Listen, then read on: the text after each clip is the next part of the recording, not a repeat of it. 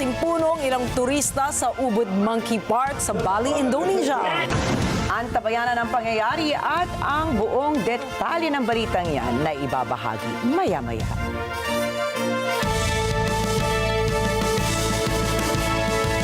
Magandang gabi. Ako po si Rikki Mathay. Ako si Rikki Alagao Flores. Ito ang mata ng Agila International. Para naman sa mga headlines ngayong araw ng Miyerkules. Department of Social Welfare and Development naglaan ng 133.7 million pesos na ayuda para sa mga apektado ng pagputok ng Bulkang Kanlaon. Panukalang 6.352 trilyon pisong national budget para sa 2025 nakalusot na sa Bicameral Conference Committee. Opisina ni South Korean President Yoon Suk-yeol sinugod ng mga otoridad. Temporary Transitional Government Head ng Syria pinangalanan na. At ating alamin kung ano ang magagawa ng bagong artificial intelligence model ng OpenAI.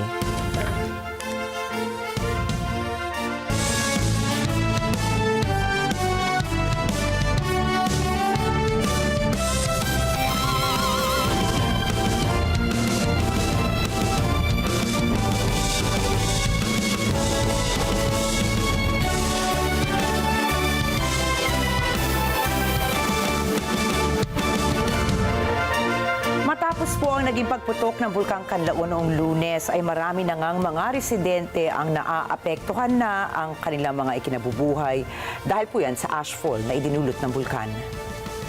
Dahil dito ay nagpaabot ng ayuda ang Department of Social Welfare and Development o DSWD sa mga biktima ng pagsabog ng Bulkang Kanlaon sa Negros Island. Umabot na sa 133.7 million pesos ang halaga ng ayuda na inilaan ng DSWD. Bumisita si DSWD Secretary Rex Gatchalian sa mga evacuation center sa La Castellana Elementary School kung saan pinangunahan niya ang pagbibigay ng 597,800 pesos na halaga ng food packs at iba pang tulong sa halos 1,000 pamilya. Mula rito ay tiniyak ni Gatchalian sa mga apektadong pamilya na gagawin ng pamahalaan ng lahat para matulungan silang makabangon mula sa pinsalang dulot ng pagsabog ng bulkan. Sa ngayon, nakaantabay naman ang 133.2 million pesos na halaga ng food at non-food items para sa mga apektado ng nasabing kalamidad. Bukod pa rito, may 500,000 pisong standby fund ang ahensya. Kaninang umaga, niyanig ng magnitude 5.2 na lindol ang Sarangani at Davao Occidental. Ayon sa FIVOX, natagpuan ang epicenter nito sa layong 296 kilometers ng southern coastal area ng Sarangani Island at Davao Occidental kung saan ay may lalim ito na 10 kilometers. Batay sa bulletin na inilabas ng FIVOX na irehistro naman ang hiwalay na magnitude 4.9 na lindol sa layong 185 kilometers timog ng Jose Abad Santos sa Davao Occidental na may lalim na 44 kilometers. Walang naitalang intensity sa iba pang karatig lugar. Tinapyasan ng World Bank ang economic growth forecast nito para sa Pilipinas ngayong taon. Ito ay dahil inaasahan nito na mabagal ang paglago ng ekonomiya ng Pilipinas dahil sa magkakasunod na tumamang bagyo sa bansa.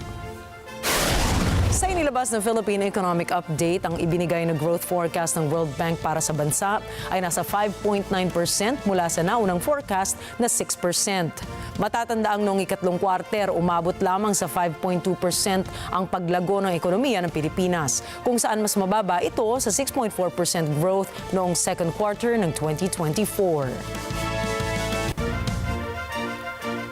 Hindi dumalo si Vice President Sara Duterte sa pangalawang pagkakataon sa inquiry ng National Bureau of Investigation o NBI hinggil sa kanyang killer remark. Ayon kay NBI Director Jaime Santiago, nagpadalaan niya ng liham ang abogado ni VP Sara kung saan dito niya sinabing hindi ito magsusumite ng kontrasalaysay at hindi na rin pupunta sa investigasyon ng NBI. Naghain ng subpoena ang NBI kasunod ng assassination threats ng pangalawang Pangulo sa first couple at maging kay House Speaker Martin Romualdez. Ayon kay Santiago, kasama rin sa aalamin sana nila ay ang sinasabing banta sa buhay ng Vice Presidente presidente. Sinabi rin umano sa nasabing liham na nasa ilalim ng kontrol ng Department of Justice at Executive Secretary ang NBI. At dahil po dito ay sisimulan na nila ang kanilang fact-finding investigation at pangangalap ng ebidensya. Ang mabubuong rekomendasyon ay isusumite naman sa DOJ. Subalit, tiniyak ni Santiago nga magiging patas ang kanilang investigasyon. Aprobado na ng Bicameral Conference Committee ang consolidated version ng proposed 6.352 trillion pesos na national budget para sa susunod na taon. Wala kasing humarang sa Bicam panel mula sa Kamara at Senado kaya mabilis itong lumusot. Iginiit ni Senate President Francis Escudero na hindi sila sumisip-sip sa gobyerno pero ang mga inaprubahang pondo ay batay sa mga inilatag na proyekto ng Marcos administration.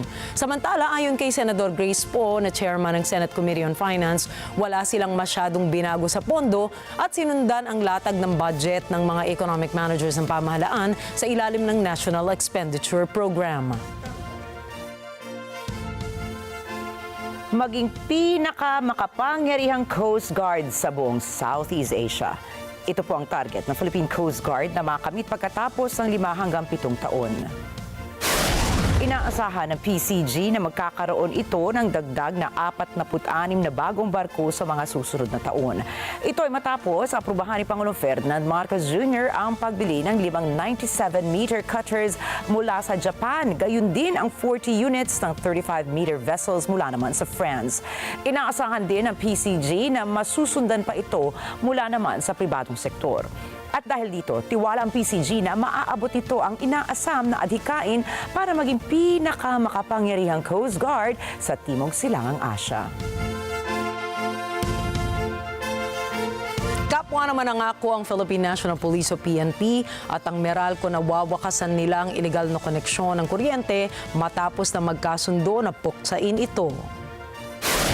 Sa nilagdaang Memorandum of Understanding ng dalawa, maglulunsad ang Meralco ng information campaign ukol sa energy safety at disaster preparedness. Tutulong rin ang Meralco sa PNP para isulong ang ligtas na paggamit ng kuryente sa mga komunidad. Sinabi naman ni PNP Chief Police General Romel Marbil na kapwa ang pambansang pulisya at ang Meralco ay committed para solusyonan ang mga isyung panlipunan.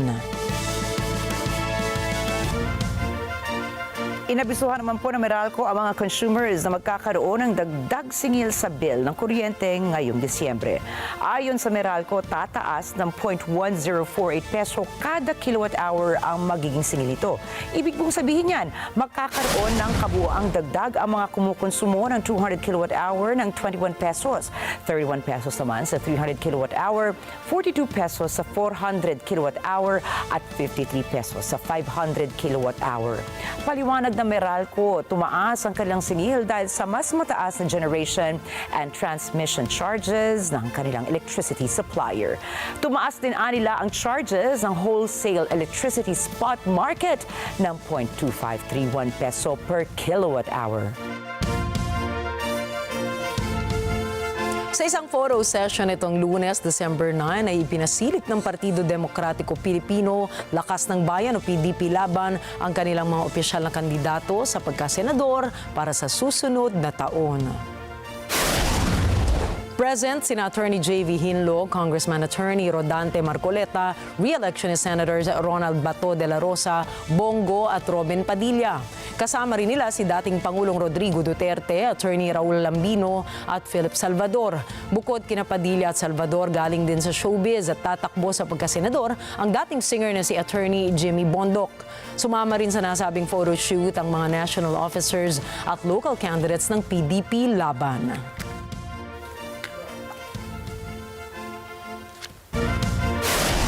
Sunod, China pinagtanggol ang pagpapadala ng malakihang puwersa sa Taiwan Strait. Opisina ni South Korean President Yoon Suk-yeol ni-raid. At Syria, pinangalanan na ang magiging pinuno ng kanilang caretaker government. Mga detalye ng mga balitang yan at iba pa sa pagbabalik na Mata ng Agila International.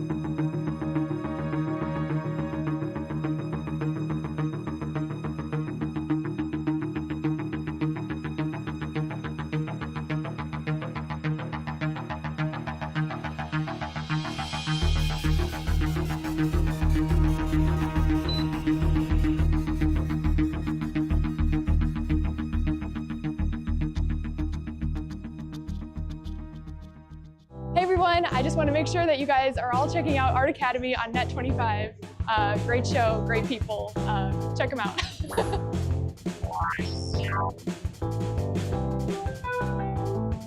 Let's live together. Sa Net 25. Sa Net 25.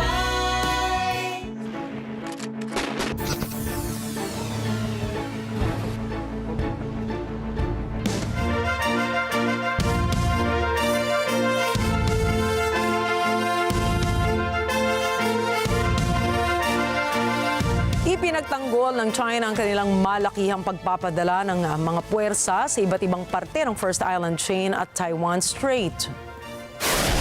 Sa pahayag na inilabas ng Chinese People Liberation Army o PLA, ay sinabi nilang pinagtatanggol lamang ng China ang kanilang kasarinlan at hindi kailanman nito pahihintulutan ang separatistang aksyon na ginagawa ng Taiwan. Ayon kay Zhu Fenglian na tagapagsalita para sa Taiwan Affairs Office ng China, we will absolutely not let things go unchecked. We take necessary measures to resolutely defend the country's sovereignty and territorial integrity. China's government has been highly vigilant to the trend of separatist Taiwan forces colluding with external forces.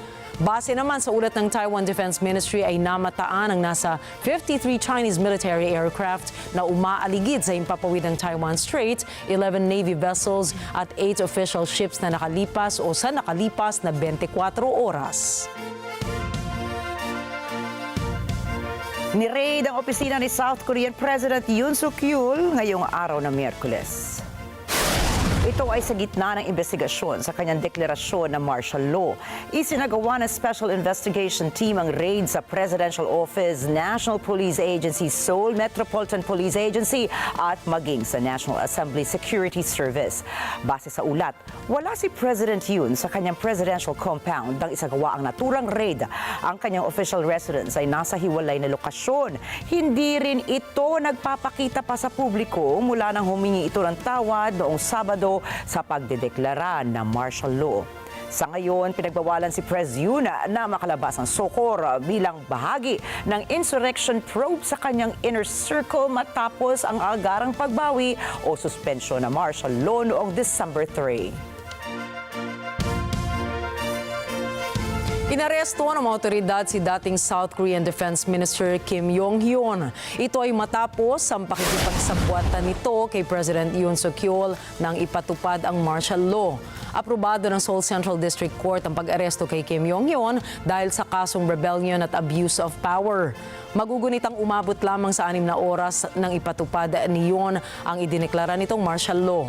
Pinagbawalan din si Yoon na makalabas sa South Korea matapos makaligtas sa impeachment vote. Ayon sa tanggapan ng Prime Minister ng Haiti, kamakailan ay may higit sa 180 katao ang nasawi sa Soleil dahil po sa pag-atake na iniutos ng isang gang leader. Pinarating ng tagapagsalita ni United Nations Chief Antonio Guterres na si Stefan Dujarric ang saloobin ng hepe ng UN ukol sa pangyayari. Anya, nananawagan ito sa member states na magbigay ng multinational security support mission upang tugunan ang karahasang dulot ng gangs sa bansa. The Secretary General strongly condemns the continued gang violence and the loss of life in Haiti, where an armed gang is reported to have killed at least 184 people, including 127 elderly men and women between the 6th and the 8th of December in the Wharf-Jérémie neighborhood in Cité Soleil in the capital Port-au-Prince. The Secretary General expresses his deepest sympathy and condolences to the families of the victims of this horrific act. The Secretary General calls on the Haitian authorities to conduct a thorough investigation and ensure that perpetrators to these and all other human rights abuses and violations are brought to justice. The Secretary General reiterates once again his pressing call to member states to provide the multinational security support mission the financial and the logistical support required to successfully assist the Haitian National Police in addressing gang violence. He also calls on all Haitian stakeholders to accelerate progress in the political transition throughout the conflict. Ang RNDDH ay isang NGO sa Haiti na sumusubaybay sa mga institusyon ng Estado at nagsusulong ng edukasyon ukol sa karapatang pantao. Ayon dito, may posibilidad na mas mataas ang bilang ng mga namatay at ayon sa mga saksi, ang mga sinilangsanga ng mga katawan ay sinunog sa mga kalye kasama na ang mga individual na sinubukang iligtas ang mga residente. Hinirang ng mga rebelde si Mohamed al-Bashir na mamahala pansamantala sa transitional government ng Syria. Ayon sa mga rebelde, sila ngayon ang may kontrol sa pamahalaan ng Syria. Magsisilbi si al-Bashir bilang bagong Syrian Prime Minister habang nagpapatuloy ang pagbabalik nito sa normal. Pangungunahan ni al-Bashir ang transitory government hanggang March 1, 2025. Si al-Bashir ang nanguna sa Syrian Salvation Government sa Idlib province bago nila tuluyang isinagawa ang 12 araw na opensiba para patalsikin sa pwesto si Bashar al-Assad. Ang pinamunuan nitong SSG ang pangunahing tumulong sa mga rebelde para makubkob ang iba't ibang mga syudad sa Syria. Unang nakubkob ng mga ito ang syudad ng Aleppo hanggang sa tuluyan ding sinakop ang iba pang malalaking syudad, pangunahin na ang capital na Damascus. Samantala nangako naman si Abu Muhammad al-Jolani na kasabay ng pagbabalik normal ng Syria, hahabulin pa rin ito ang mga dating senior officials sa administrasyon ng pinatalsik na presidente upang panagutin sa umunoy ginawa nilang war crimes, pagtorture at iba pang krimen sa mga mamamayan ng Syria. Si al-Jolani ang Islamist leader na nanguna sa malawakang opensiba na naging daan upang tuluyang mapatalsik sa pwesto si al-Assad. نحن في حكومة الإنقاذ السوري سابقا كان لدينا بعض الوزارات وبعض المديريات العامة والمؤسسات العامة، يعني هناك وزارات لها مقابل ونظير في حكومة سوريا لنظام مخلوع، مثل نظام وزارة العدل ووزارة الأوقاف، فهذه موجود الوزير. هناك بعض المؤسسات لدينا إما مديرية عامة أو هناك دمج بين وزارات، هذه سترتب إن شاء الله بين المديريات العامة أو الوزارات اللي هناك في دمج مع الوزارات في حكومة نظام مخلوع. Binalaan ni Israeli Prime Minister Benjamin Netanyahu ang bagong mamumuno sa Syria. Sinabi nitong dapat ang bagong mamumuno ay hindi susunod sa yapak ng pinatalsik na si President Bashar al-Assad. Hindi rin dapat nahayaan ito na muling makagalaw ang Iran sa kanilang bansa. Dagdag pa nito na kapag hinayaan ng Syria na makapagpalipat na ang Iran ng kanilang arma sa Hezbollah at atakin sila ay hindi sila magdadalawang isip na umatake at pagbabayari ng Iran ng mabigat na kapalit. Patuloy ang ginagawang pag-atake ng Israel Defense Forces sa Syria kung saan tinarget nila ang mga air defense at mga ammunition depot doon. Nais kasi ng Israel na magkaroon ang bagong administrasyon ng Syria na walang kakayahan sa mga air defense. אין לנו כוונה להתערב בענייני הפנימיים של סוריה, אבל בפירוש יש לנו כוונה לעשות מה שצריך לדאוג לביטחוננו. במסגרת הזאת, אני השארתי לחיל האוויר להפציץ יכולות צבאיות אסטרטגיות שהשאיר צבא סוריה, כדי שאלה לא ייפלו בידי הג'יהאדיסטים. זה דומה למה שחיל האוויר הבריטי עשה כשהוא הפציץ את הצי של משטר וישי ששיתף פעולה עם הנאצים, כדי שזה לא ייפול בידי הנאצים. אנחנו רוצים יחסים תקינים עם המשטר החדש בסוריה. אבל אם המשטר הזה יאפשר לאיראן לחזור להתבסס בסוריה, או יאפשר העברת נשק איראני או כל נשק אחר לחיזבאללה, או יתקוף אותנו, אנחנו נגיב בעוצמה. אנחנו נגבה ממנו מחיר כבד. מה שקרה למשטר הקודם, יקרה גם למשטר הזה. Nagpahayag naman ang pananawang Qatar ukol sa kaganapan ngayon sa Syria at kung ano ang kaugnayan ng Israel dito. Si Marjorie Quintos para sa balita. Sinabi ni Qatari Foreign Ministry spokesperson Majed Al-Ansari na hindi katanggap-tanggap o unacceptable na samantalahin ng Israel ang kasulukuyang sitwasyon sa Syria at salangsangin ang soberanya nito. بالنسبة للموقف من هذه الانتهازية الإسرائيلية فنحن نقول بكل وضوح لا يمكن أن يقبل هذا في سياق المجتمع الدولي. هذا ليس قانون الغاب، هناك قانون دولي، هناك شرعة دولية وهناك مؤسسات دولية وهناك وحدة وسلامة لأراضي سورية يجب أن تحترم. لا يمكن أن يقبل بأن يستغل أي طرف كان بما في ذلك الاحتلال الإسرائيلي لهذه الفرصة لاحتلال أراضي دولة أخرى ذات سيادة. وسيادة سوريا لن تنتهك لأي سبب آخر سوى هذا الانتهاك الإسرائيلي. Matapos ang pagbagsak ni Assad 3 araw na ang nakalilipas, nag-deploy ang Israel ng puwersa nito sa border sa isang demilitarized zone sa Syria. Ayon dito, ang airstrikes na inilunsad nila ay upang huwag mapunta sa kamay ng kaaway ang mga sandata. Itinanggi nito ang mga ulat na umabante ang puwersa nito lampas sa buffer zone sa timog-kanlurang bahagi ng Damascus. Ayon naman sa pakikipag-usap sa leader ng Syrian rebel group Hayat Tahrir al-Sham, sinabi ni Ansari bukas ang lahat ng daan ng komunikasyon. أن جميع الأبواب مفتوحة، جميع قنوات الاتصال مفتوحة، ونحن في اتصال مع جميع الأطراف على مختلف المستويات لتقديم يد العون والتشاور حول مستقبل. Kaugnay ng humanitarian aid papasok ng bansa, sinabi ni Ansari na umaasa itong makapasok ng malaya ang tulong papasok ng Syria. Hinikayat din niya ang mga bagong pinuno ng bansa na makipag-ugnayan ng payapa sa international community upang maibsan ang pangamba ng mga ito. We have seen that some unilateral steps were reversed very quickly yesterday, but the sanctions were not mentioned within these steps. We hope that there is every openness possible to bring aid and support for the Syrian people. On our end, nothing will stop us from getting aid into Syria. We have already begun with our air bridge, and we will use every possible conduit to bring aid and support, every kind of support to the Syrian people. Nothing will hold us back from doing that. But obviously, we also understand that there are concerns in the international community.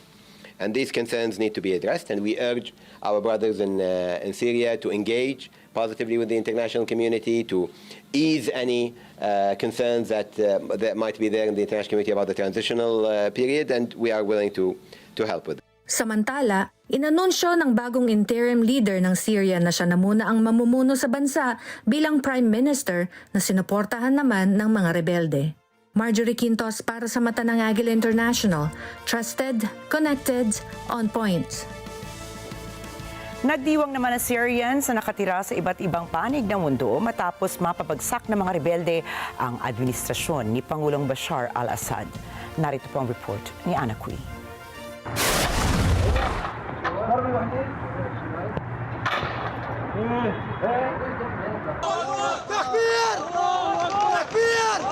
Noong linggo, inanunsyo ng mga rebelde sa Syria sa telebisyon ng Estado na napatalsik na nila si Pangulong Bashar al-Assad.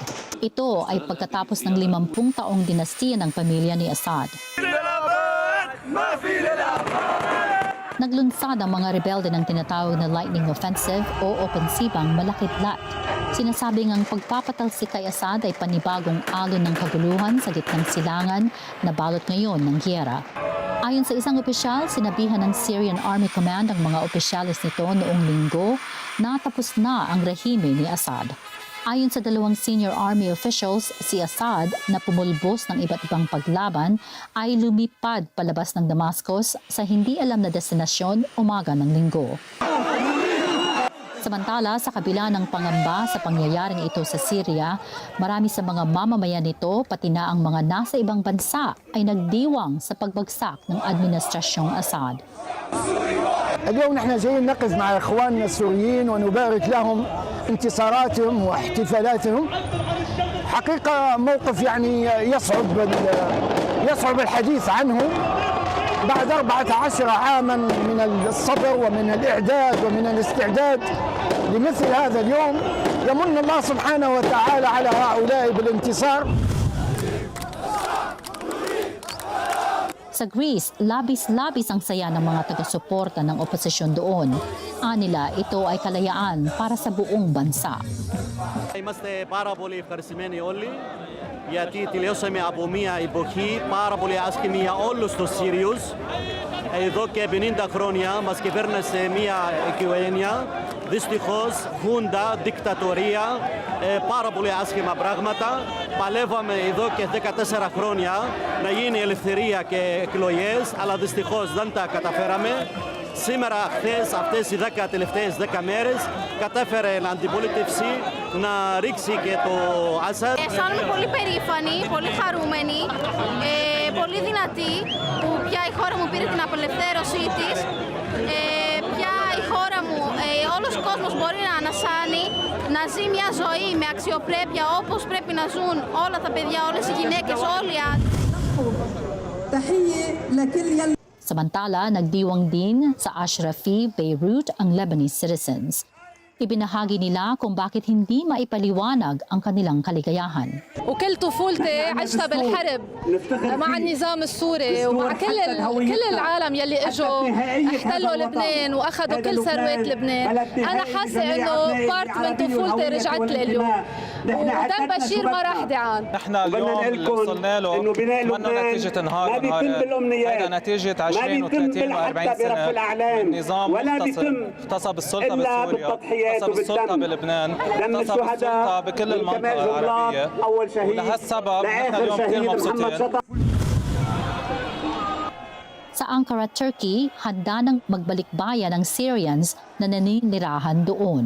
الحمد لله فرحنا لأننا نرجع على بلدنا وعلى سوريا والحمد لله رب العالمين خلصت الحرب وفرحانين لهالشيء هذا وهي كانت أمنية حياتنا يعني.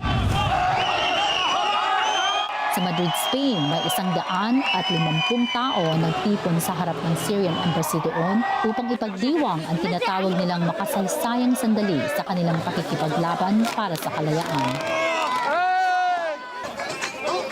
Pues significa mucho el final de una época muy negra, muy triste, de mucha injusticia. Mi marido es exilado de la época del padre de Bashar, de Hafez, y es el culpable de muchos asesinatos, de mucha gente encarcelada, del sufrimiento de muchas madres. Sa Place de la République sa Paris, France, kawangis na pagsasaya ang naganap. Para sa kanila, ito ay araw ng kalayaan, isang bagay na ilang dekada na nilang inaasam-asam. Aujourd'hui, c'est le premier jour je me sens libre. C'est la Syrie. La Syrie est libre. Mais la seule chose qui me manque, après que j'ai passé 7 ans en prison à Sednaya, c'est toutes mes amis qui sont tués, qui vont être tués par les régimes.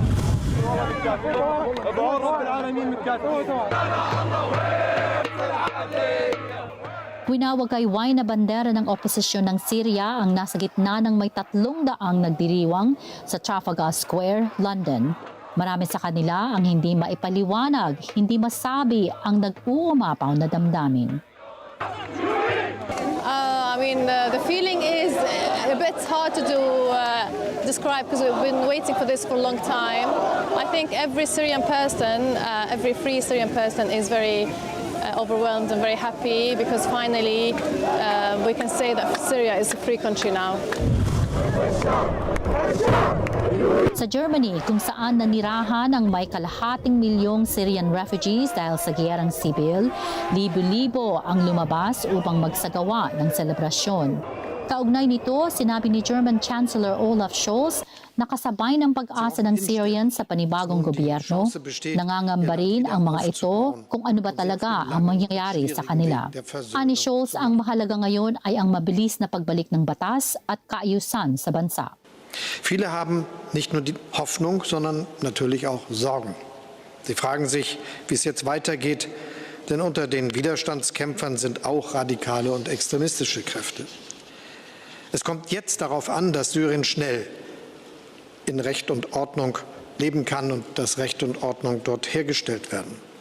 Dabei müssen alle Religionsgemeinschaften, alle Volksgruppen und Minderheiten Schutz genießen. Allen Syrerinnen und Syrern muss ein Leben in Würde und Selbstbestimmung möglich gemacht werden. Daran werden wir die nächste syrische Regierung messen. Ayon sa Russian Foreign Ministry, nilisan ni Assad ang pwesto at lumipad palabas ng bansa matapos ipag-utos na magkaroon ng mapayapang pagsasalin ng kapangyarihan.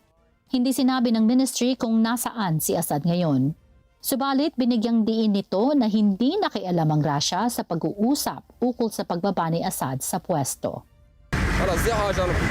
Nakadeploy ang Lebanese Army units sakay ng armored vehicles sa Masna Crossing sa Syrian-Lebanon border. Ayon sa Army ng Lebanon, nag-deploy ito ng karagdagang units sa hilaga at silangang border nito bilang tugon sa sitwasyon sa Syria. At sa Israel, nakadeploy ang mga tangke sa ceasefire line sa pagitan ng Syria at Golan Heights na okupado ng Israel.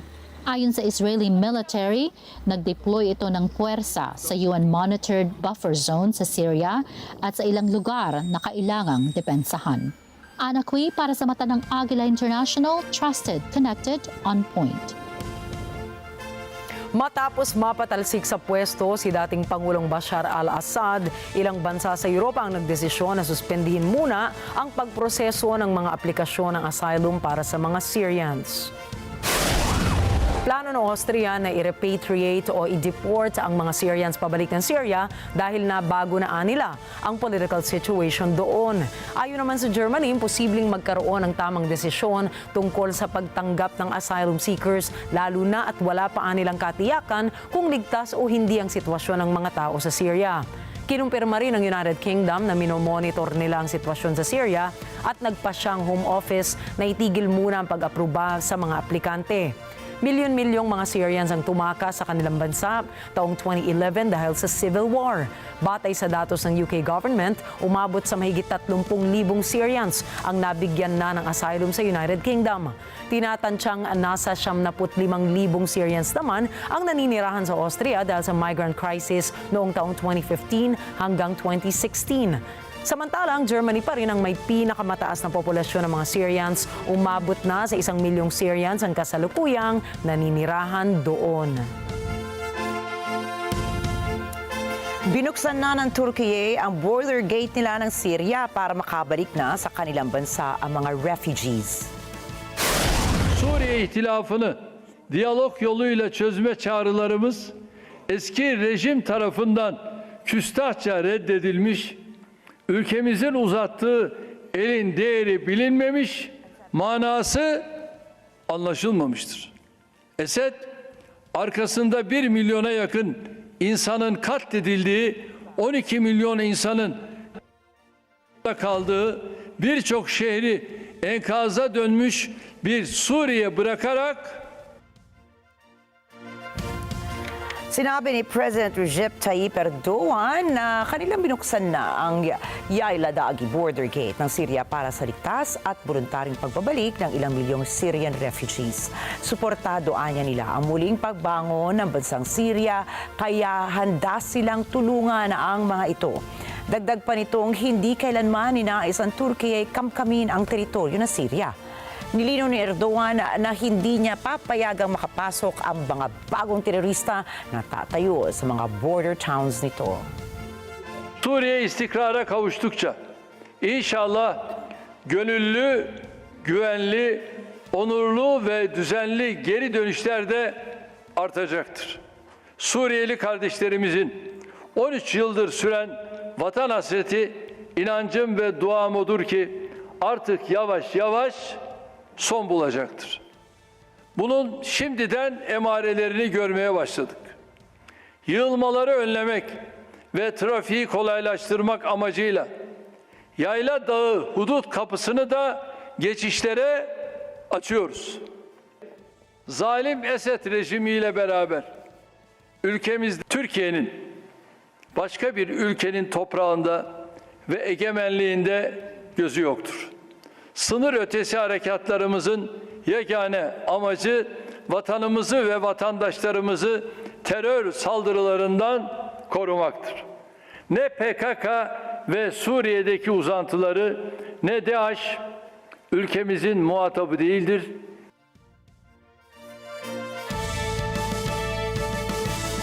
Isang araw matapos mapatalsik ng mga rebelde si Syrian President Bashar al-Assad, nagpahayag ang United Nations kung ano ang nais nito para sa Damascus. Narito ang balita mula kay Yolanda Aspiras.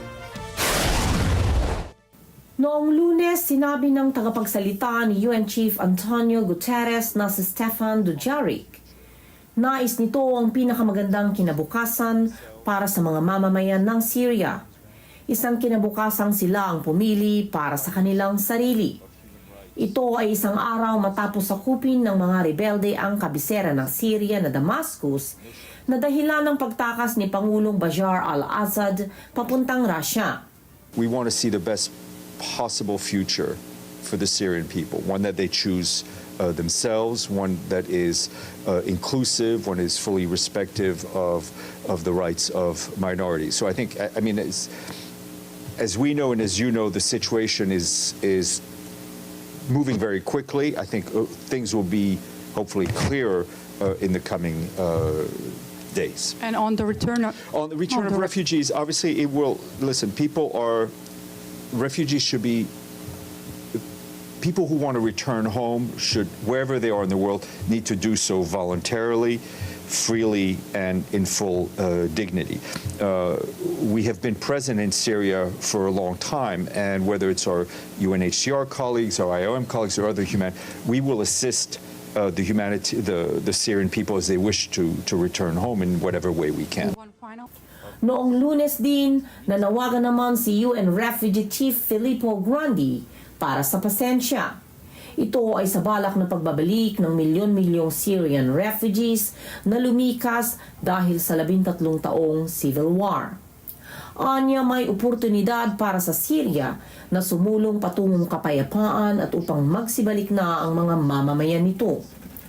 Subalit dahil anya sa sitwasyon, milyon-milyon rin ang nagsusuri pa kung gaano kaligtas ang umuwi. Ani Grandi, ang iba ay tila nag-aalinlangan pa. Nananawagan siya ng pasensya at pag-iingat habang nagpapasya ang mga ito. Ngunit noong Lunes, pinahinto pansamantala ng mga bansa sa Europa ang asylum applications ng Syrians. Ayon sa Prime Minister ni Assad, nangako ang pinatalsik na Pangulo na ibibigay ang kapangyarihan sa salvation government ng mga rebelde.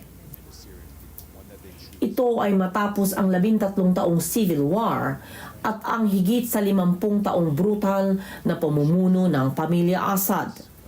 Ito ang naging dahilan kung bakit libu-libong Syrians ang lumisan sa kani-kanilang mga tahanan at lumikas papunta sa iba't ibang bansa. Yolanda Aspiras para sa mata ng Agila International. Trusted, connected, on point.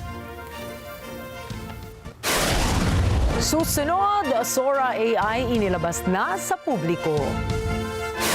Retirement fight ni Manny Pacquiao kasado na. Chris Evans babalik sa MCU. Yan at iba pang mga balita sa pagbabalik ng Mata ng Agila International.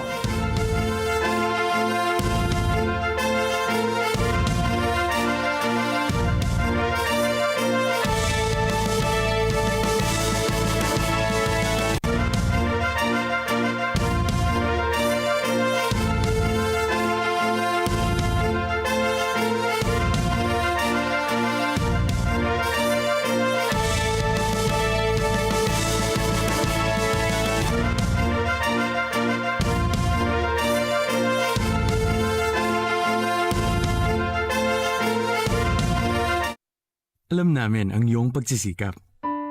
Dama namin ang iyong mga sakripisyo. Kita namin ang pagharap mo sa bawat pagsubok. Kaya sa kabila ng mga hamon ng buhay, nandito kami para umalalay.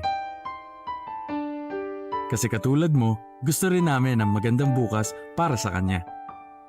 Hatid namin ang dekalidad na edukasyon at makabagong pasilidad sa abot kayang halaga. Kaya huwag ka na mangamba.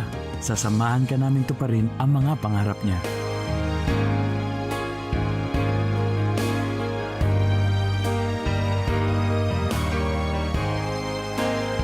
Maaasahan mong sulit dito ang mga pinagsikapan mo. Sa aming mga makabagong pasilidad at sistema ng edukasyon. Mailalabas natin ang aking talino at mga kakayahan niya. Kahit sa munting halaga, makakasiguro ka na makakasabay siya sa mabilis na pag-ikot ng mundo. Sa new era, karamay mo kami sa bawat hamon.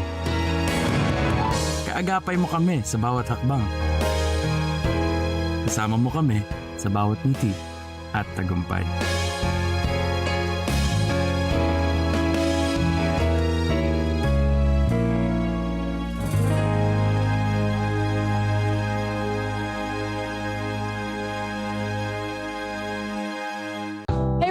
just want to make sure that you guys are all checking out Art Academy on Net 25. Great show, great people. Check them out.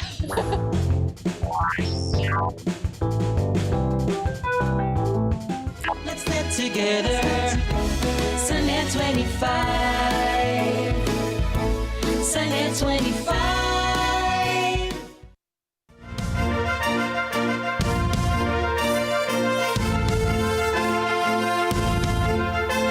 Madaling araw noong Martes na mag-door-to-door ang sheriff deputy sa Malibu, California upang hikayatin ang mga residente doon na lumikas dahil sa mabilis na pagkalat ng wildfire sa kanilang beach community. Si Pearl Regasyon po para sa balita.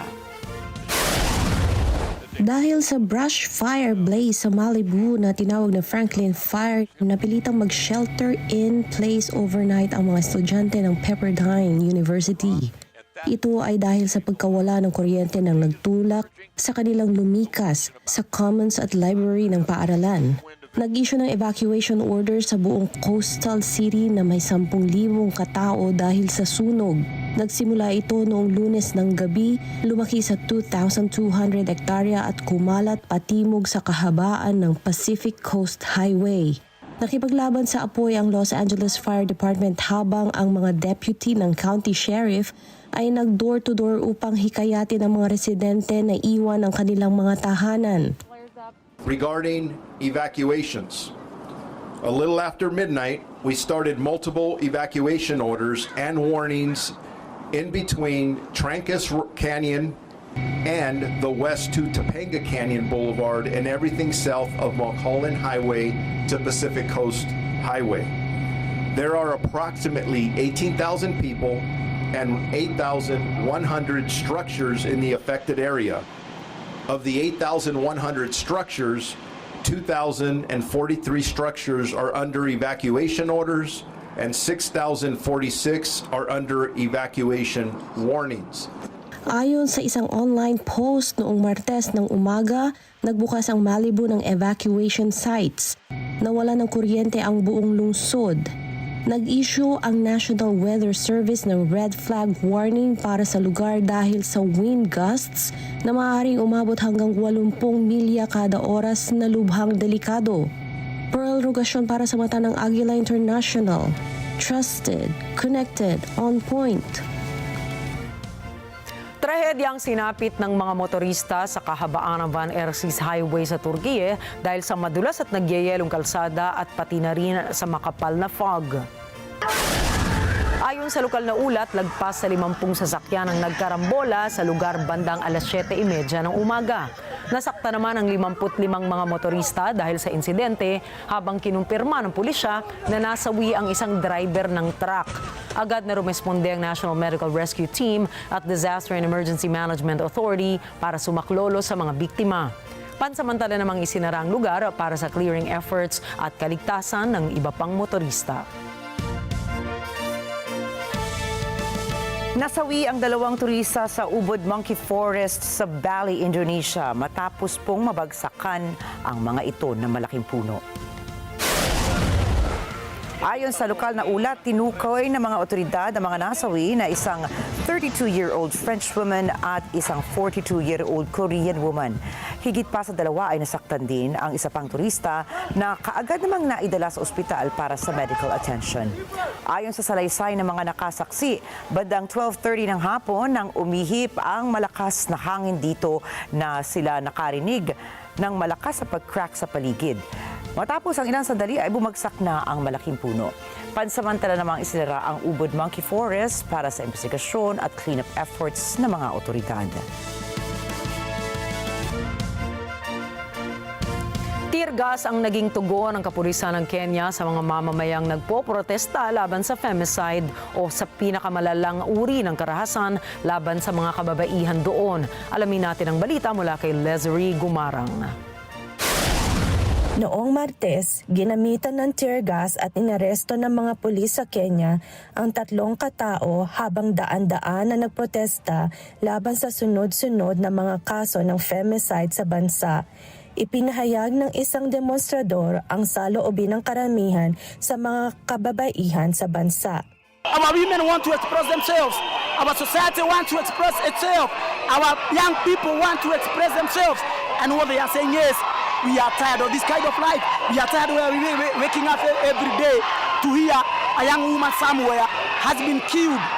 Ilang daang tao, karamihan ay mga kababaihan, ang nagmarcha sa kabiserang Nairobi habang isinisigaw ang Stop Killing Women. And I feel like not enough is being done to curb or stop femicide or even violence against women. But I do know that there are organizations and groups that are doing their best. And that's why we are here today to make sure we are heard.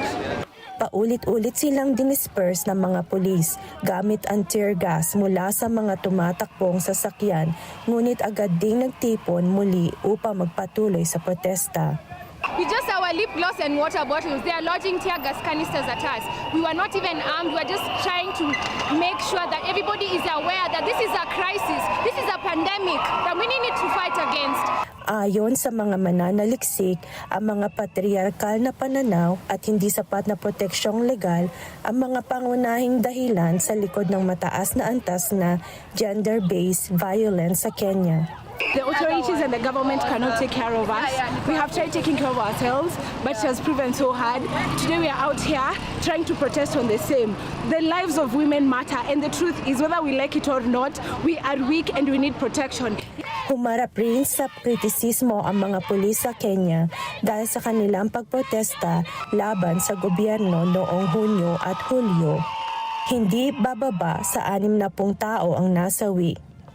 Pinagtanggol ng mga otoridad ang naging reaksyon ng mga pulis. Ngunit sinabing ang mga investigador ay nagsasagawa ng pagsusuri sa mga partikular na aligasyon ng maling gawain. Plezery Gumarang para sa Mata ng Agila International, Trusted, Connected, On Point. Mahigit 3,000 katao ang inilikas dahil sa matinding pagbaha sa West Java, Indonesia. Nilamon ng rumaragasang putik, bato at debris ang 172 nayon habang higit sa 1,000 mga kabahayan ang lubog sa tubig. Nawasak din ng matinding pagbaha ang 31 mga tulay at 81 kalsada at dahil po dito nahirapan ang mga rescue teams na ilikas ang mga residente sa mga ligtas na lugar. Samantala, 539 na ektarya naman ng palayan ang nasira. Ayon kay Lieutenant Colonel UD Harianto, 10 na ang patay habang 2 individual pa rin ang nawawala.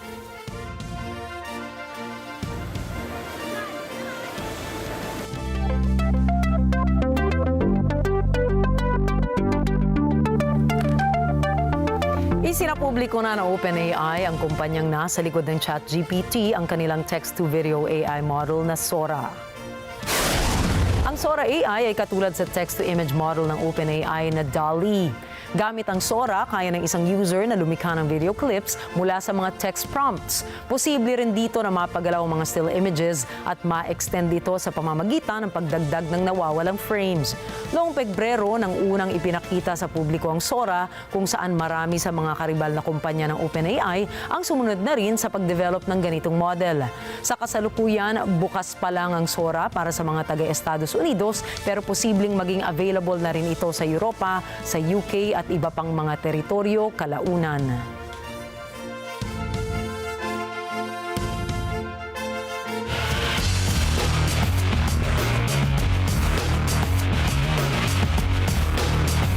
Nagsimula ng makipagnegosasyon ang kampo ni Manny Pacquiao para matuloy ang comeback at retirement fight laban kay WBC welterweight champ Mario El Azteca Barrios sa susunod na taon.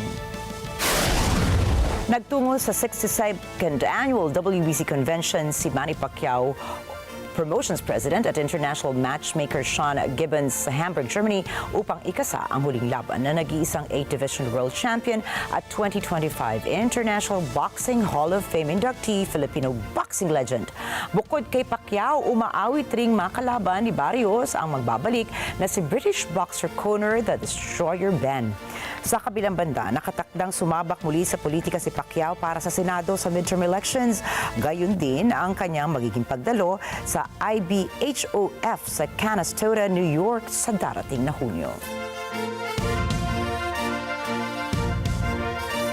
Maglalaro ang mag-amang sina Tiger at Charlie Woods sa PNC Championship. Ito ang ikalimang pagkakataon na masasaksihan ng publiko ang Team Woods sa isang 36-hole event. Sinabi ni Tiger na excited na siyang makasama at makalaro ang kanyang anak na si Charlie sa susunod na linggo. Anya, mas espesyal sa pakiramdam kapag napaliligiran ng pamilya at mga kaibigan habang naglalaro sa Golf Championship. Matatandaan na sumali sina Tiger at Charlie sa PNC taong 2021 kung saan ay nakuha nila ang second place.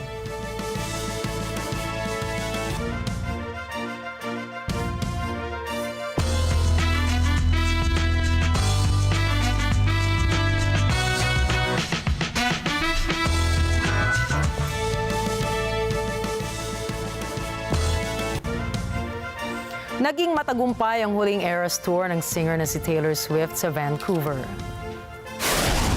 Mula sa Arizona, nagsimula noong March 17, 2023, ay nagtapos naman ito sa Canada na siyang pang 149th Eras performance. Gaya ng inaasahan ay laging sold out ang concert tickets nito na ginanap sa BC Place Stadium. Tinatantsyang kumita umano ang singer sa nasabing konsyerto nito na aabot sa mahigit $2 billion. Maging si Canadian Prime Minister Justin Trudeau ay dumalo sa konsyerto nito sa Toronto kasama ang kanyang pamilya. Itinuturing ang Eras Tour na pinakamatagumpay na konsyerto sa buong mundo na kumita ng ilang bilyong dolyar. Lumabas din ang usapin na binigyan ng singer ng malaking cash bonuses ang mga nakasama nito sa concerts.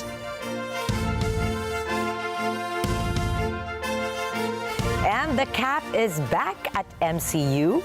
Naku, marami pong Marvel fans ang natuwa dahil sa mga umuugong na balitang magbabalik si Captain America Chris Evans sa MCU.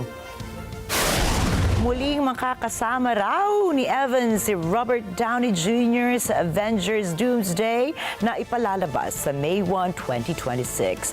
Mananatiling tikom ang Marvel Studios maging si Evans kung totoo nga ba ang balitang ito. Subalit, may kumakalat na espekulasyon na posibleng kunan ni Evans ang role na Captain Hydra. Huling nakita si Chris sa MCU movie na Deadpool and Wolverine kung saan ay muli siyang gumanap bilang si Johnny Storm ng Fantastic Four.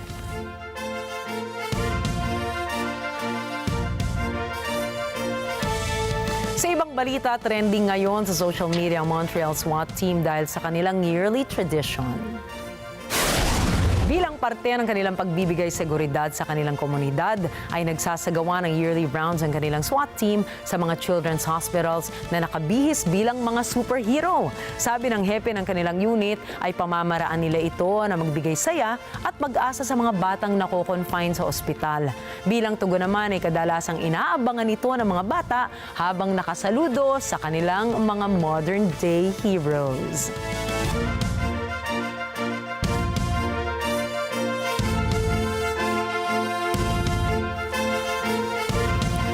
Samantala, isang bagong species ng tropical blueberry ang nadiskubre dito po sa Pilipinas.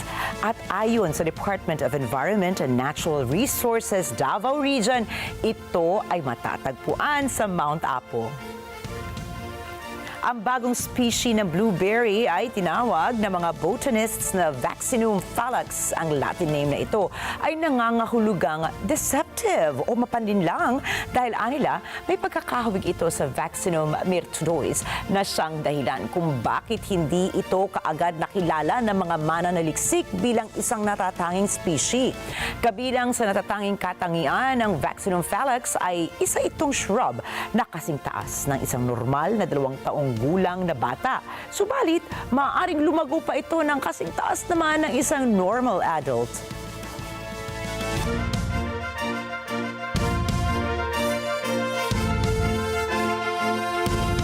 Diba? Go Pinas. Yun na naman ang sasabihin natin.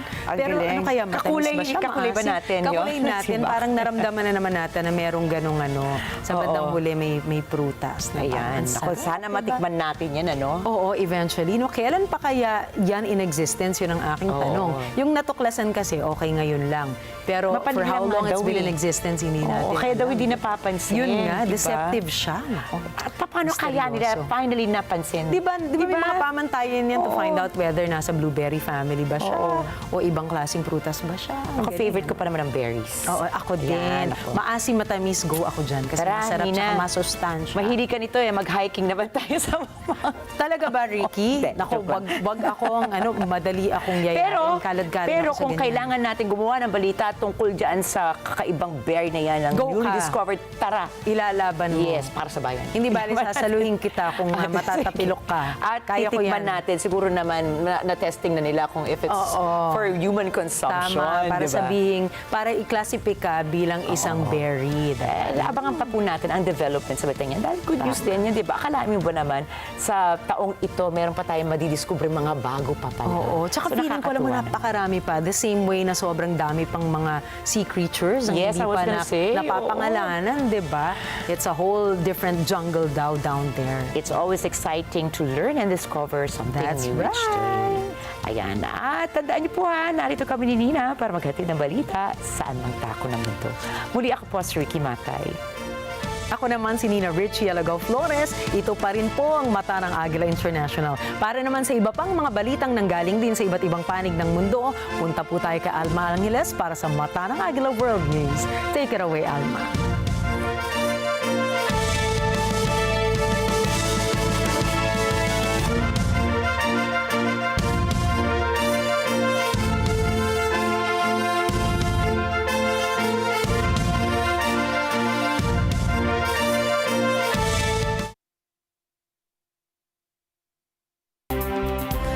Thank you, Nina and Rikki. Good evening, everyone. I'm Alma Angeles for Net 25 World News. On tonight's headlines. Intelligence of the American people. The killer of United Health CEO fights extradition, Luigi Mangione. The suspect in the murder of United Health CEO David Stern was denied bail and is contesting extradition to New York.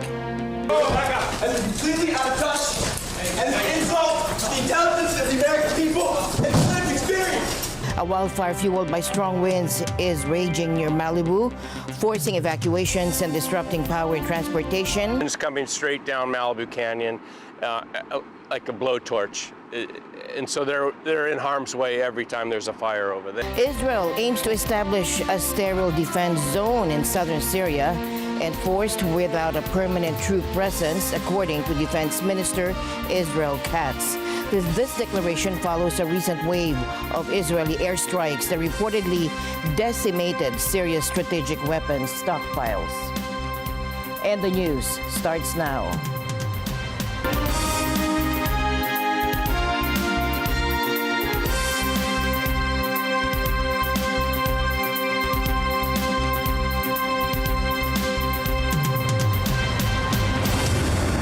To the U.S., a chilling case is unfolding as 26-year-old Luigi Mangione, accused of murdering United Health executive Brian Thompson, remains at the center of a gripping legal and investigative drama. Following his capture after a 5-day manhunt, Mangione's defiance and complex background are raising questions about his motives and state of mind. Here's what we've learned about the man behind this high-profile case. A defiant Luigi Mangione shouted at reporters as he was led into a Pennsylvania courthouse on Tuesday. The intelligence of the American people. The 26-year-old accused of gunning down United Health executive Brian Thompson in Manhattan intends to fight his extradition to New York to face murder charges after a sprawling 5-day manhunt that ended at an Altoona McDonald's. Here's what we know about him. Mangione grew up in Maryland, and his family lived in this Towson home at one point. A handwritten document found on Mangione that included the phrase, "These parasites had it coming," suggested he harbored, quote, ill will toward corporate America, according to Joseph Kenny, chief of detectives for the New York Police Department. We know he has ties to San Francisco, California, and his last known address was Honolulu, Hawaii. Mangione lived in a rental apartment here in Honolulu until recently, according to local media. New York police say he is believed to have acted on his own, and Kenny said he had no known criminal record in New York. Officials have said the victim, who led one of the biggest health insurers in the country, was deliberately targeted. Mangione suffered from chronic back pain that limited his daily life, according to several news accounts, and he took 2 months off from work in mid-2023 because of it, according to a former co-worker's boss. The class of 2016 is truly defined by its inventive, pioneering mentality. Mangione gave this speech in 2016 as valedictorian of the private all-boys Gilman School in Baltimore. The New York Times reported the school's principal said, "This is deeply distressing news on top of an already awful situation." Later, Mangione earned 2 engineering degrees from the University of Pennsylvania in 2020. Mangione worked for online new and used car seller TrueCar from 2022 until late 2023, according to a spokesperson for the company. A fellow software engineer there who asked to remain anonymous said, "There has to be a mistake. The Luigi I know is a super kind guy," and added that he was always ready to help people. Social media profiles of a Luigi Mangione describe places he has lived and where he grew up. Posts include critiques of artificial intelligence and praise for Unabomber Ted Kaczynski's book Industrial Society and Its Future as prescient about modern society. A fast-moving wildfire fueled by strong Santa Ana winds is causing chaos just northwest of Los Angeles. Now, residents in parts of Malibu have been forced to evacuate as the flames threaten homes, knock out power, and shut down roads in the scenic coastal community. The blaze, known as the Franklin Fire, exploded in size overnight, growing from just 5 acres to over 2,700 acres, spreading across the rugged terrain and into the picturesque Pacific Coast Highway area. Last night at 10:50 p.m., LA County fire units were responded to a report of a brush fire at Malibu Canyon Road and the tunnel. Units reported 5 acres of heavy brush burning and being spread by strong Santa Ana winds. Marone highlighted the coordinated efforts to battle the flames, including helicopters equipped with night vision goggles, and specialized aircraft from Canada. We've procured more helicopters with night, and our pilots have night vision goggles, so we are now able to bring the fight to the night. We've been doing that for many years, and we also have our quick reaction force that's funded through Southern California Edison. It's the big CH-47 Chinook helicopter. We had 3 of those helicopters on station tonight. And then as the sun rose, you'll see that our CL-415 Super Scoopers that we leased from the province of Quebec are out there dropping. And we're going to have a coordinated ground and air assault. We'd really like to button this fire up and get some containment. All working alongside ground crews to gain control. Despite these efforts, strong winds gusting of up to 80 miles per hour continue to challenge firefighting operations. This is a notorious area. The wind's coming straight down Malibu Canyon like a blowtorch. And so they're in harm's way every time there's a fire over there. It's a beautiful area, but you know, with all the trees and the landscaping, it's dangerous. Overnight, authorities went door to door to alert residents and issued a shelter-in-place order for Pepperdine University, forcing some students to seek safety in the campus commons and library. With a red flag warning in effect and the fire showing no signs of slowing, the focus remains on containment and ensuring the safety of those in its path. As the situation in Syria remains volatile following the fall of the Assad regime, Israel has intensified its military operations, launching airstrikes on key military targets. But what is Israel's true objective? Is this about ensuring security, or is there something more behind these actions? With tensions rising, what will the international response be as Israel's operations unfold? Take a look. After the strike, smoke was observed billowing over Damascus as airfield's ammunition depot and a site associated with chemical weapons production were targeted. The Israeli military underscored the main objective of the operation, to prevent arms from reaching extremist factions. I emphasize it is a very limited and temporary step we took from security reasons. in light of reports from Reuters and various Israeli media concerning a deeper incursion into Syrian territory, with forces identified a mere 25 kilometers from Damascus. The Israeli military firmly rejected any claims of an expansion beyond the Golan Heights buffer zone. Israel has assumed control over militarized regions within the Golan buffer zone, marking October 7 as a pivotal moment. The one who leads and takes control in Damascus right now, Jolani and others, are people with an extreme ideology of radical Islam. That's why our expectations from the new entity are realistic. Mainly our communities in the Golan Heights. We took in some points, ruling territories near the border in order not to be surprised from October 7 in the Syrian border. During a visit to the Golan Heights over the weekend, Prime Minister Benjamin Netanyahu conveyed a sense of cautious optimism regarding the potential for both opportunities and challenges post-Assad's downfall. אין לנו כוונה להתערב בענייני הפנימיים של סוריה, אבל בפירוש יש לנו כוונה לעשות מה שצריך לדאוג לביטחוננו. במסגרת הזאת, אני השארתי לחיל האוויר להפציץ יכולות צבאיות אסטרטגיות שהשאיר צבא סוריה, כדי שאלה לא ייפלו בידי הג'יהאדיסטים. זה דומה למה שחיל האוויר הבריטי עשה כשהוא הפציץ את הצי של משטר וישי ששיתף פעולה עם הנאצים, כדי שזה לא ייפול בידי הנאצים. אנחנו רוצים יחסים תקינים עם המשטר החדש בסוריה. אבל אם המשטר הזה יאפשר לאיראן לחזור להתבסס בסוריה, או יאפשר העברת נשק איראני או כל נשק אחר לחיזבאללה, או יתקוף אותנו, אנחנו נגיב בעוצמה. אנחנו נגבה ממנו מחיר כבד. מה שקרה למשטר הקודם, יקרה גם למשטר הזה. The ramifications of these airstrikes have sparked wider regional apprehensions. A regional order is being determined and built as we speak, but it will not be one that's built by blood and massacres the way that the Israeli government currently is trying to do. I think that has not done much to its own security, even if it has given it some quick gains right now. But long term, they would need to tread the path of peace.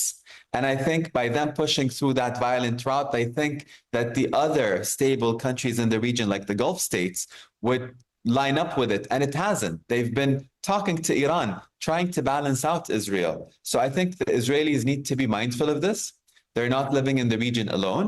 From the U.S. perspective, State Department spokesperson Matthew Miller commented. I will let Israel speak to its own operations and what it is they are trying to accomplish. I will say that on behalf of the United States, we're going to discuss these matters with them privately before I opine on them publicly. I would say that broadly speaking, we of course don't want to see any action that makes a Syrian-led process more difficult, and we ultimately want to see a peaceful process forward, not an escalation of the conflict. The Golan Heights, originally part of Syria, was captured by Israel during the 1967 Six-Day War and annexed in 1981, a move not recognized internationally. While Syria still holds part of the territory and demands Israel's withdrawal, Israel argues the area is crucial for its security. Despite attempts by Syria to regain the Golan in the 1973 war and peace talks in 2000, no agreement was reached. In 2019, U.S. President Donald Trump recognized Israeli sovereignty over the Golan. Israel's airstrikes represent one of the most significant military endeavors in recent history, performing over 250 sorties aimed at military targets.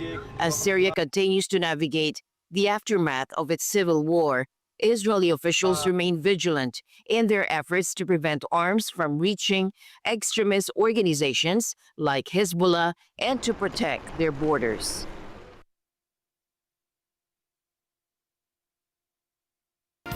Senior Syrian rebel leader Mohammed al-Bashir is stepping into a critical role as the transitional head of Syria's new government, tasked with steering the country towards stability by March 1st. In his first public remarks, he called for stability and calm following the overthrow of former President Bashar al-Assad, who's now confirmed to be in Russia, according to Deputy Foreign Minister Sergei Ryabkov. اليوم تم عقد جلسة مجلس الوزراء ضمت فريق العامل في حكومة الإنقاذ السورية اللي كانت عاملة في منطقة إدلب وما حولها، بالإضافة إلى الحكومة السورية للنظام المخلوع. عنوان الجلسة هي عبارة عن نقل مؤسسات والملفات من حكومة النظام المخلوع إلى حكومة السورية المؤقتة من أجل استلام هذه الملفات وتسيير الأعمال. يعني راح تكون حكومة سورية لتسيير الأعمال خلال فترة انتقالية إن شاء الله ممكن تنتهي في 1/3 بإذن الله. هذا تكليف كان من قبل القيادة العامة، تم تكليفنا بتسيير الأعمال للحكومة السورية حتى 1/3 عام 2025. Rebel leader Abu Mohammed al-Julani echoed the same sentiment, saying Syria is exhausted from conflict and pledging that the new regime will prioritize lasting peace. Meanwhile, UN Special Envoy for Syria highlighted the cautious optimism among Syrians. The situation in Syria is still fluid. We need to be aware of that things have not consolidated. But at the same time, I know from speaking to Syrians all over that they are full of hope and optimism, and many do want to go back. From Washington, U.S. Deputy National Security Advisor John Feiner affirmed that American troops will remain in Syria to counter ISIS.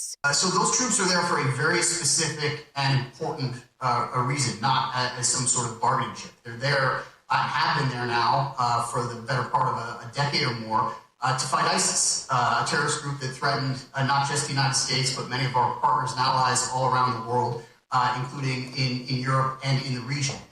In fact, just a couple of days ago, to prevent ISIS from thinking it could seize any sort of advantage or opportunity based on some perceived vacuum after Assad fell, the United States took a set of strikes against ISIS that we announced to send a signal and to enforce the reality that ISIS is not going to be under less pressure because of the circumstances that have emerged in recent days. So we are still committed to that mission, which we think is fundamentally tied to our interests in keeping our people and our partners safe. With Syrians hoping for calm and the international community staying engaged, the road ahead for Syria remains uncertain but filled with cautious hope.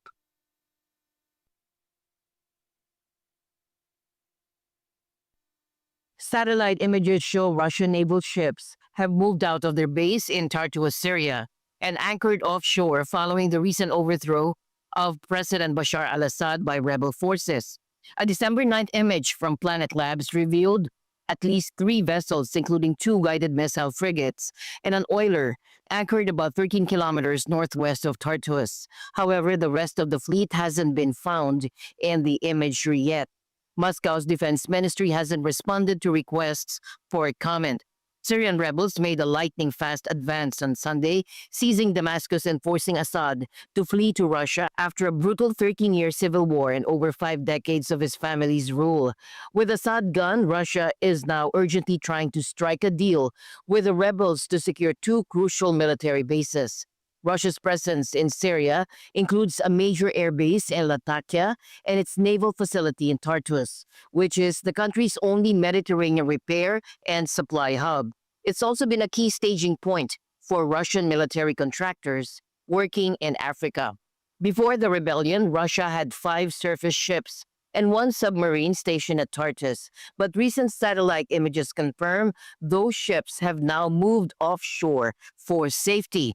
The fleet departed sometime between December 6th and 9 as per the satellite data. South Korea is facing a political crisis after police raided President Yoon Suk-yeol's office as part of a growing investigation into his brief and controversial declaration of martial law on December 3. Former Defense Minister Kim Yong-yoon, a key ally of Yoon, attempted suicide while in detention, but he survived and is under observation. Kim had resigned and apologized, taking responsibility for the decision. President Yoon, accused of insurrection, is banned from leaving the country but hasn't been arrested or questioned. Allegations against him include ordering troops to block lawmakers from overturning martial law. The leadership vacuum has deepened with Prime Minister Han Duck-soo now tasked with managing state affairs as Yoon's grip on power weakens. Calls for his resignation are growing, but his office has remained silent on who is currently in charge. China has stated today it will take necessary measures to defend its sovereignty and won't tolerate separatist actions following a rise in Chinese warplanes around Taiwan. Taiwan is urging Beijing to stop these provocations. 中国这样的行径是对印太区域安全稳定现状的公然破坏，更是对国际社会投入不安的变数。 Beijing hasn't confirmed any military exercise, but a senior Taiwanese official believes the surge in activity is a message to U.S. President-elect Donald Trump. A regional diplomat said the scale of China's operations was unprecedented in recent years. The increased military activity follows Taiwan President Lai Ching-te's Pacific tour, which included stops in Hawaii and Guam. China sees Taiwan as part of its territory and had warned it would respond. Taiwan's defense ministry detected 53 Chinese military aircraft, 11 Navy vessels, and 8 official ships around the island. 对台独分裂势力勾连外部势力谋独挑衅的动向，我们是高度警惕，绝不会听之任之。我们采取必要措施，坚决捍卫国家主权和领土完整，维护台海和平稳定，保障两岸同胞的根本利益。 Taiwan's government rejected China's sovereignty claims, with spokesperson Karen Kuo calling China's actions a disruption to regional stability. 多位国际领袖也批评中国违背了国际的准则，对区域和平造成威胁，呼吁中国当局应该要善尽区域成员的义务，立刻停止一切挑衅行为。 Taiwan's military went on alert after China reserved airspace and deployed naval and coast guard vessels. Taiwan also noted China's largest naval fleet deployment in nearly 30 years, though a U.S. military official said this was consistent with past exercises. FIVOX reported increased activity at Canlaon volcano in the past 24 hours. The volcano emitted ash twice, reaching 100 meters high, and generated 31 volcanic earthquakes. Sulfur dioxide emissions also increased. FIVOX Director Teresito Bacolcol explained that the increased activity is a normal post-eruption trend. While the recent eruption was unexpected, the elevated sulfur dioxide levels prior to the event indicated potential pressure buildup within the volcano. Due to the ongoing unrest, Canlaon volcano remains at alert level 3. And, when we say alert level 3, it means that hazardous eruption may happen in the next few weeks. Next slide. And yan po ang goal natin. Dapat zero casualty. Meron pong warning na binibigay ito. We don't want na habang pumuputok ay magre-rescue tayo. Wala po sa libro na habang pumuputok ay magre-rescue yung ating mga kapulisan, ating mga sundalo. Wala po. Nobody will enter the danger zone habang pumuputok po. Kaya kailangan aalisin natin sila dyan. Kasi hindi lang po tao ang evacuate natin. Kasama po dyan yung mga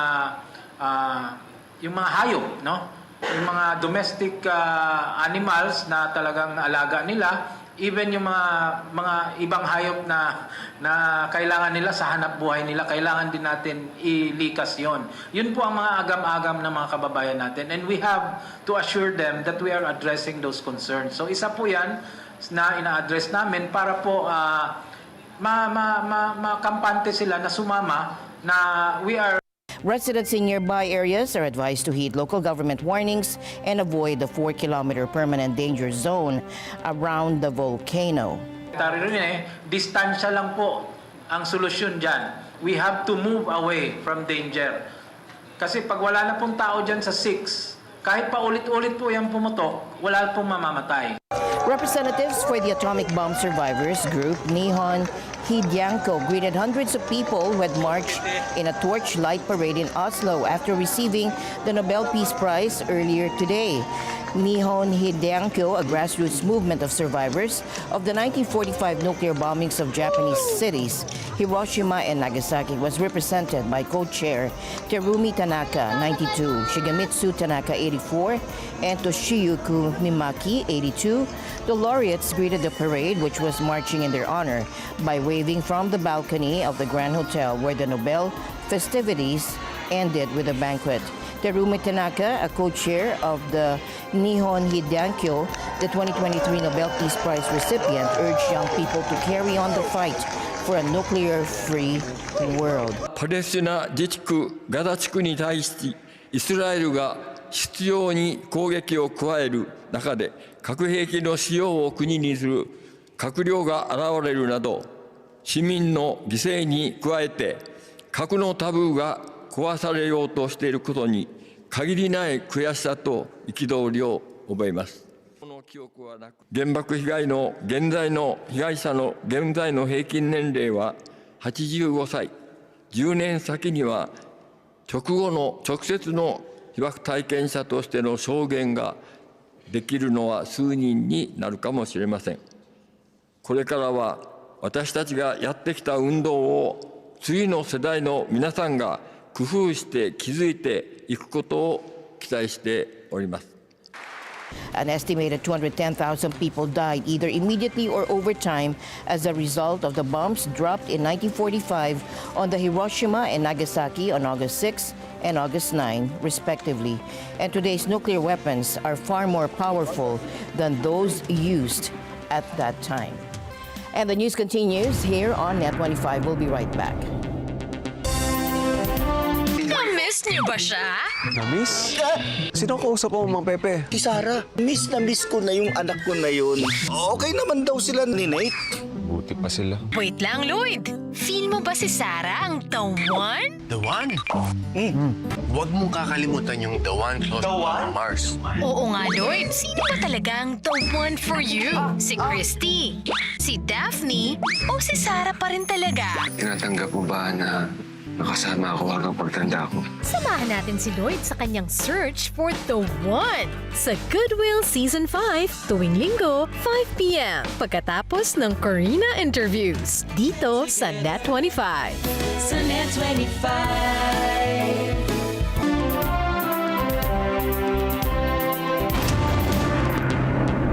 A prominent labor union leader has voiced opposition to U.S. Steel's potential sale to Japan's Nippon Steel. The union head has emphasized the lack of guarantees from the prospective buyers regarding the future of the strategic U.S. company. Take a look.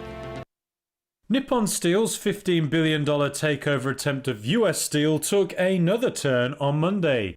The head of a powerful labor union opposed to the deal spoke out.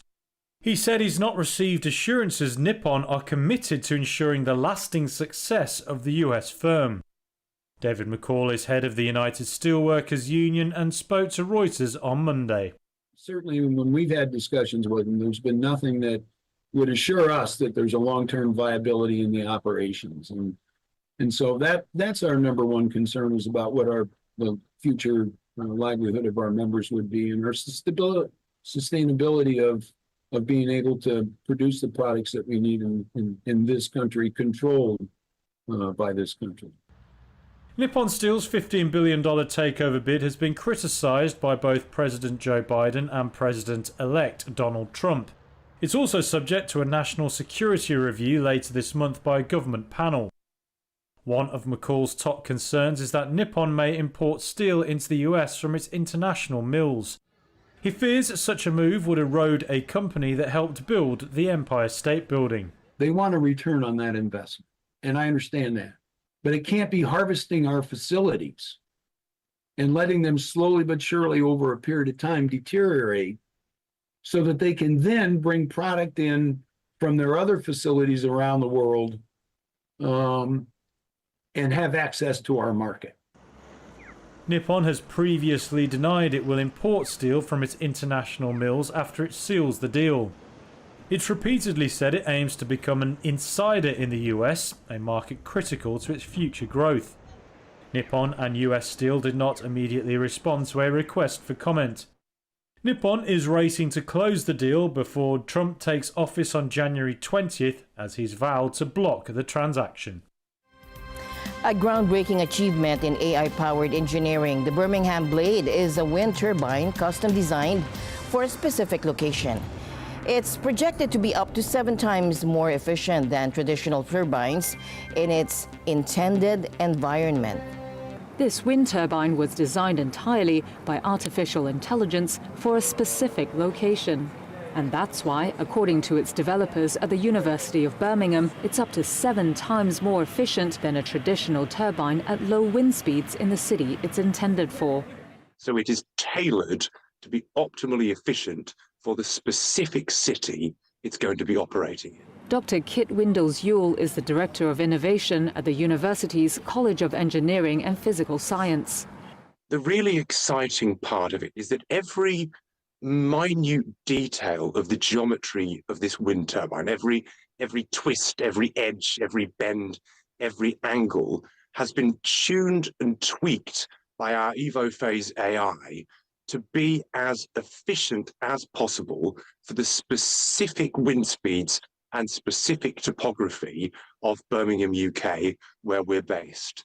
EvoPhase, a university incubator venture, specializes in AI prototyping. The AI was only told that the blades should point upwards. From that point onwards, conventional research and development was abandoned. The software then hones its design from thousands of variations. It was completed in just over a week. Windles-Yule said the use of AI saves researchers years and millions of dollars in development. And he added that the energy it generates is enough to power an average European home. This has the potential to be a real green energy revolution. The team is now working on another design for the very different conditions in Edinburgh. They also want to apply AI-driven design to systems and machines in other sectors, such as catering and chemical manufacturing. And with that, we end tonight's broadcast. For everyone here on Net 25, I'm Alma Angeles. Thank you all for joining us. Good night.